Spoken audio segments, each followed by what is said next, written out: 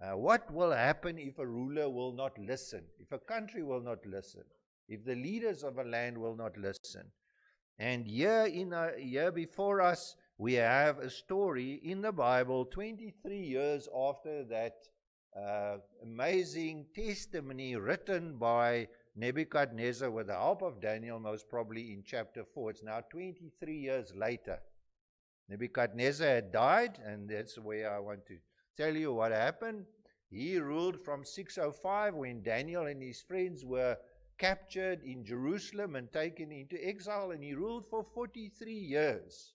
And he was a very able administrator, far-sighted ruler, great militarist, statesman, project leader. He initiated vast projects. He built the ancient city of Babylon and the amazing hanging gardens of Babylon that were considered one of the wonders of the ancient world. And then to top it all, at the end, or somewhere towards the end of his reign, when he became proud and arrogant, God humbled him, and he ate grass like an ox for 7 years, until he acknowledged that the God of heaven was indeed the God of all gods. And he wrote his testimony in his own hand and sent it to all the people of the world. Now, unfortunately, sadly, in 562 he died, and his son, and there are two names in the Bible for the son, Amal Marduk, or evil Merodach, and you can find that in the Bible. He ruled for 2 years, and when he ruled, or when Nebuchadnezzar died, the empire's decline set in, because Nebuchadnezzar was really the heart of the empire. He was that head of gold.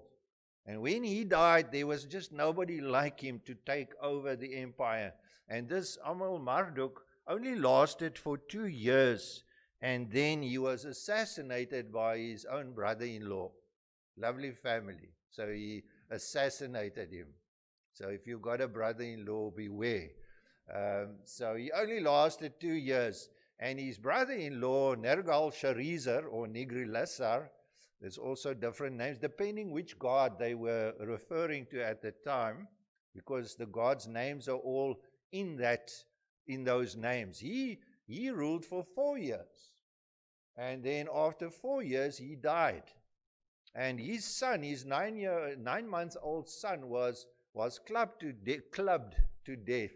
Not clubbed. He didn't go to the clubs in Long Street. He was clubbed with a club, and he died. And there was a conspiracy, and one of the conspirators was a man by the name of Nabonidus. And he took over the throne, and he ruled for 17 years. The only problem with Nabonidus, he had some good characteristics. He was a very religious man, a peaceful man, not a man of war, not a great militarist. He didn't know how to organize the army, really, so the army was in decline. And because he was not one of the royal family, he was not of the royal line, he always felt inferior. So what he did is he moved to a place called Tema in Arabia, where he lived for most of his life. For 14 of the 17 years, he moved to this place in Arabia. And there he lived, while the capital, Babylon, was governed by people that were appointed by him. And the last 3 years of his reign, he appointed a man by the name of Belshazzar. Now, Belshazzar wasn't his own son. He was the stepfather of Belshazzar. Belshazzar was the son of one of probably Nebuchadnezzar's wives, one of his widows, or one of Nebuchadnezzar's daughters. So he married into this royal family, and because he himself was not from the royal family, he instituted Belshazzar as his ruler for the last 3 years of his reign in Babylon. Now, why is this important, all this stuff? Because the main reason is people read this in the Bible and think this is like a fairy tale. This is just stories. This is all amazing stories, like Jack and the Beanstalk and the 7 little dwarfs and these things. And they don't realize, but these are actually real historical people who lived in a real place, in a real land, at a real time. So these are real events. And for years and years, the scoffers and the mockers said, this is nonsense. There was never, there was a guy by the name of Nebuchadnezzar, but there wasn't a guy by the name of Nabonidus or this Belshazzar. This is just a story. Until in about 1854, under the foundations of various temples, which Nabonidus, he was a very spiritual man, so he thought he could gain favor with the gods by restoring all these pagan temples. And what they did is, once they built a temple, they would put a cylinder, which is really like an old type of book. It's a clay cylinder, and they write in it with a stick. It's called cuneiform. And they deposit these cylinders in the foundations of these temples, plus some precious things like gold and silver and other stuff to make the gods happy. And they put this in the foundation of the temple. And so what they did is they found these cylinders, and they found one and I just want to see where they found it, because I can't see it here. They found 4 of them in This one, specific one, comes from and then there was another place, Sippar in Mesopotamia. So this is the Nabonidus cylinder. So then they found this, and they saw, but he refers, especially in the 4 cylinders they found at that he actually refers to himself, and he refers to this king called Belshazzar. There's another one. Some of them are in the London Museum. This is from the Temple of Shamash at Larsa in Mesopotamia, and this is the most famous one, the one at Sippar.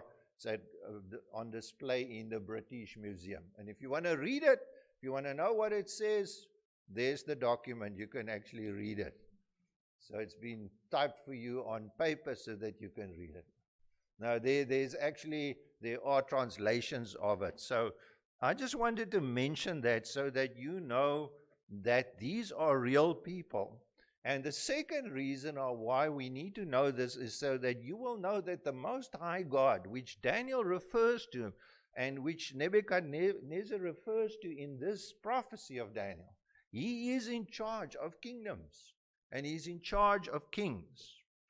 And what he says is true, and what he determines will come about.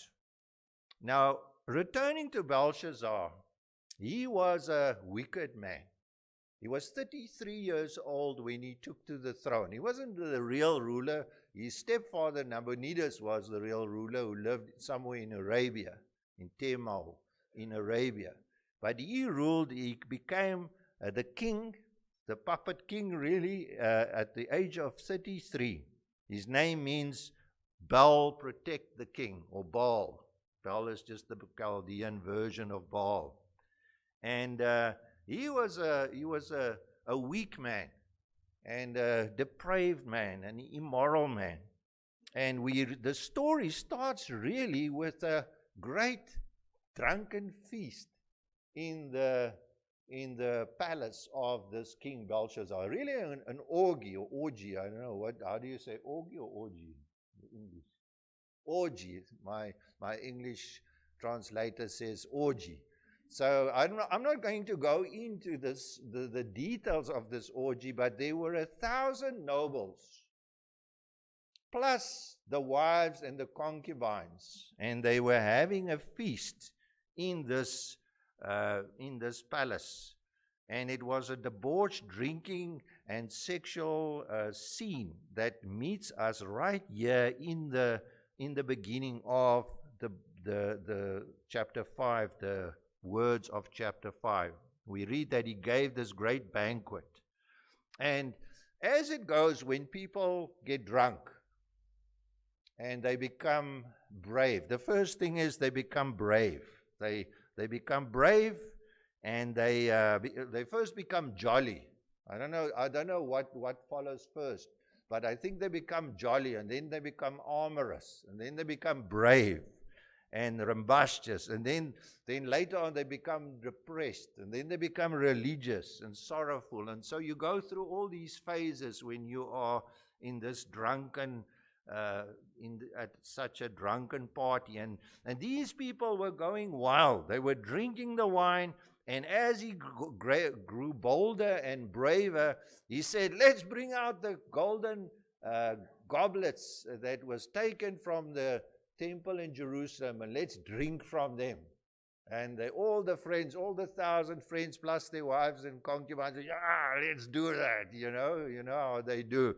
And so it grew wilder and wilder. And as they were going crazy, suddenly the fingers of a human hand appeared writing on the wall, against the plaster of the wall. It's interesting, it was a plastered wall. They actually found, one of these archaeologists found this huge room at the palace in Babylon that had a plastered wall.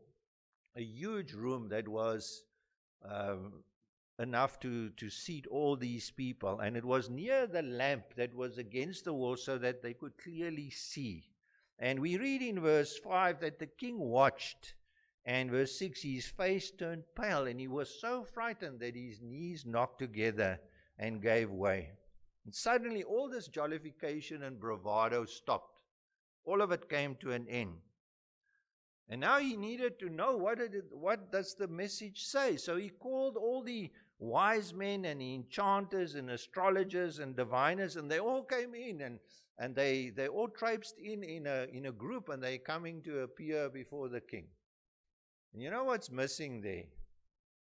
Daniel. He's not part of them. Under his grandfather Nebuchadnezzar, Daniel was in charge of all these wise men.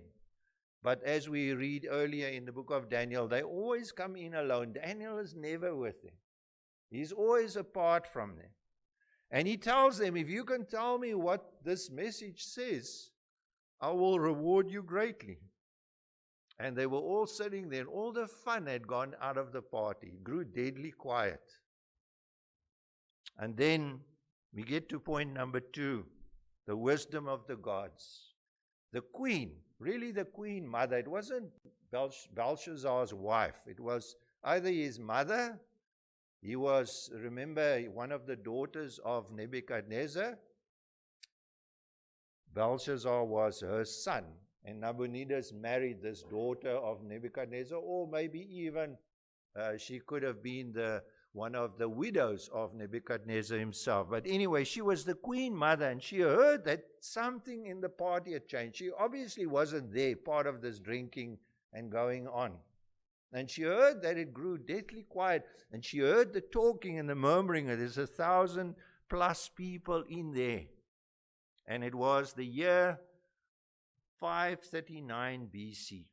In other words, now it was 66 years after Daniel and his friends had been taken from Jerusalem. And it was 23 years since Nebuchadnezzar had passed away, just to give you the time frame. And here she is standing before this drunken group of people and said, there is somebody. When she went in, she inquired, and they said, we don't know what this writing on the wall means. The hand keeps on writing. And she says, I remember there's a man. There's a man called Daniel in verse 11. There's a man in your kingdom who has the spirit of the holy gods in him.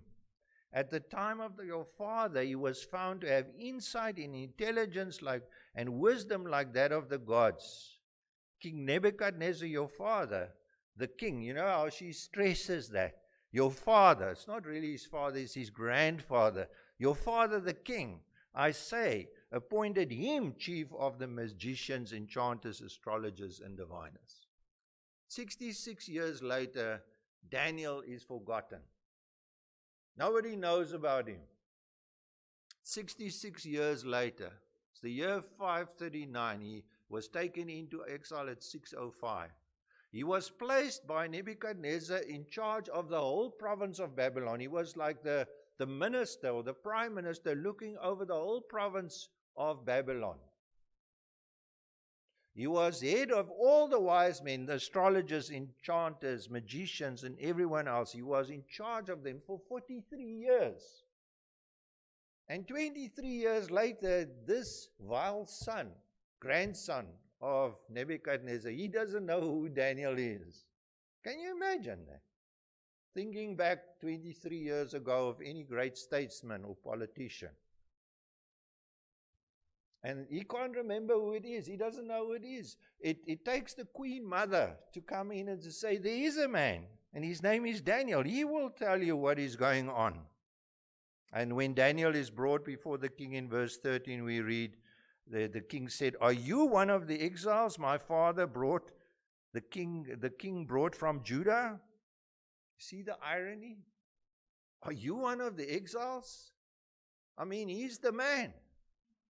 All that he had done and all these exploits and all the dreams he had explained and all the prophecies he had made, they should have known this. And they ask him, are you one of the exiles? Remember, if he came to Babylon, say when he was 16 or 18 years old, he must now be in his 80s. It's 66 years later.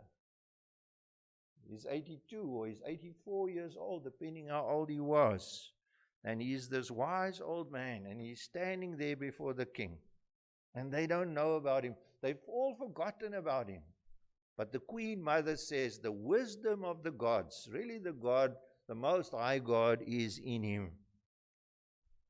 And you know what's so sad about this whole story? Not only did they not know who Daniel was, at this very moment, the Medo-Persian forces under Darius the Mede, or Cyrus the Great, who's the same person, they are surrounding the city of Babylon. His father Nabonidus rushed back to Babylon to come and protect the city. His father was the only one, his stepfather, Nabonidus, was the only one who had some kind of military experience. He rushed back, but he was intercepted 80 kilometers before Babylon at a place called Borsippa. And there was a great battle. And the Babylonian army was destroyed. And Nabonidus was taken captive. And his idiot stepson is sitting in the capital having a drunken party. And he doesn't know what is happening just outside the city. He does not know. And you can see what Daniel thought about him. In verse 17, you may keep your gifts. Not long live the king. Not like a queen mother, oh, long live the king, because, he might be in a bad mood and have her put to death. No, he says, you keep your money. Keep your stuff. I don't want it. 36-year-old man is now the king, and he has the mind of a little brat of a child. And then point number 3, Daniel started. And notice how he starts. O king, the Most High God gave your father Nebuchadnezzar, in verse 18, sovereignty and greatness and glory and splendor. He doesn't start with explaining the dream. What's the point here that we can take from this? He starts with evangelism. I mean, he's got 1,000 people, 1,000 men, plus all the women and all the concubines, say 2,000 people captive. And they will never hear a message so clearly as at that very moment in time. They all sit there with their eyes glued to this man. And they are pale with fright. And their knees are knocking together. What a wonderful opportunity. So what does Daniel do? He doesn't explain the dream. He starts with evangelism. He says in verse 18, the Most High God gave your father Nebuchadnezzar sovereignty and greatness and glory and splendor. And because of the high position he gave him, all the peoples and men of every language dreaded and feared him. Verse 20, when his heart became arrogant and hardened with pride, he was deposed from his royal throne and stripped of his glory and driven away from people. And he was given the mind of an animal, and he ate grass like the cattle. until he acknowledged that the Most High God is sovereign over the kingdoms of men and sets over them anyone he wishes. Your problem, O king, is that you, in verse 22, you're ignorant. You don't want to know these things. You should know these things. This was your grandfather 23 years before. Somebody should have told you these things. You have not humbled yourself, although you knew all this. Powerful evangelistic message. Here is your problem. You knew all these things, but you have not humbled yourself.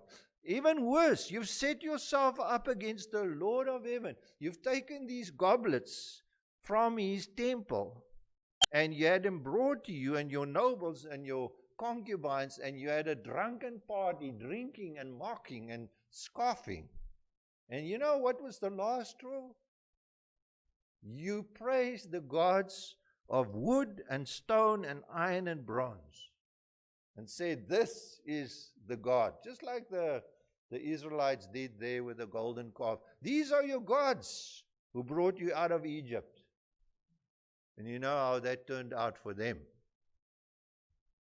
3,000 of them died on that day. And this king, this pagan king, he desecrates these devoted vessels to the Lord. He blasphemes the God of heaven, and he mocks this God before his drunken friends. And he's living and partying in this despicable and debauched manner. And now Daniel, well, now he's got everybody's attention. They're all here. And he says, this is what it means. This is what the inscription means. He says, he, verse 24, the Lord of heaven sent the hand that wrote the inscription. And this is what it means. Mene. God has numbered the days of your reign, and he brought it to an end. Tekel, you have been weighed in the scales and found wanting. Your life is meaningless. You're a meaningless king, and you have done nothing, and your life is meaningless, and God has weighed your life, and it's vapor. It's nothing. Peres, your kingdom is divided and is given to the Medes and the Persians. And then this king rewards Daniel with something he doesn't want. Third in the kingdom, so it's Nabonidus, which is gone. So the king doesn't know Nabonidus, his stepfather is gone. Belshazzar is next, and so Daniel's third. But he's not interested. Let us conclude, brothers and sisters. We haven't got time to go into more detail. That very night, the life of Belshazzar ended. A wasted life. The Medo-Persians were surrounding the city of Babylon, and what they did is they diverted the waters of the Euphrates River into a swamp. They put barriers in the river, they diverted the waters into a swamp, and the soldiers of the Medo-Persian army could walk in the dry riverbed, or maybe there was some water. They walked into the city, and they took over the city without firing an arrow or hurling a spear. And they just took over the city, and they killed Belshazzar. And we read these ominous words in verse 30, that very night the king of the Babylonians was slain, and Darius the Mede took over his kingdom at the age of 62.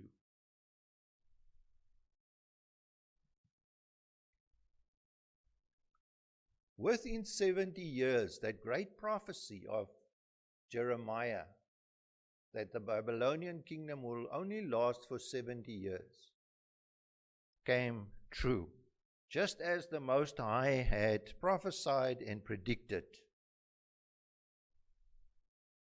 And the new Babylonian empire passed from existence, unceremoniously and shamefully. And this weak king and his weak stepfather had led the once mighty empire into ruin. And Belshazzar didn't know it, but his stepfather was already defeated and in irons, and was taken into exile. And this is, my friends, what we see in the world. Powerful kingdoms. They think they can do what they want. Even here, we can't say we are a powerful kingdom here in South Africa, but what does the future hold for us? Where are we heading? Are we going to spend time, our leaders, in drinking and partying and enriching themselves and looking after themselves and consulting the gods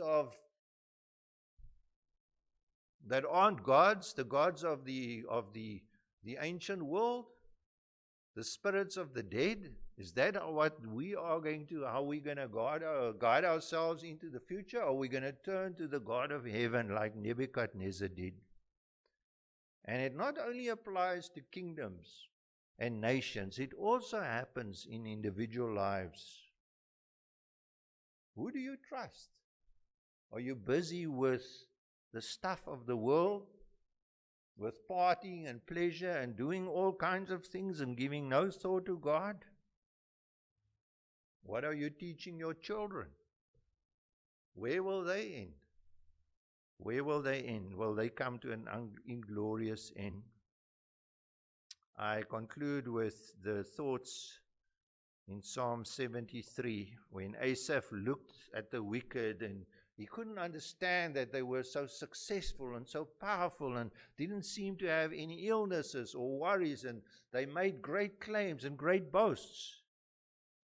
And then he concludes his psalm and he says, when I try to understand all this, why is God looking?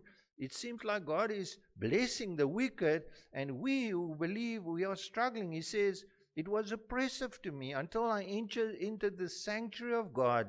Then I understood their final destiny. Surely you place them on slippery ground. You cast them down to ruin. How suddenly they are destroyed, completely swept away by terrors. As a dream when one awakes, so when you arise, O Lord, you will despise them as fantasies. Amen.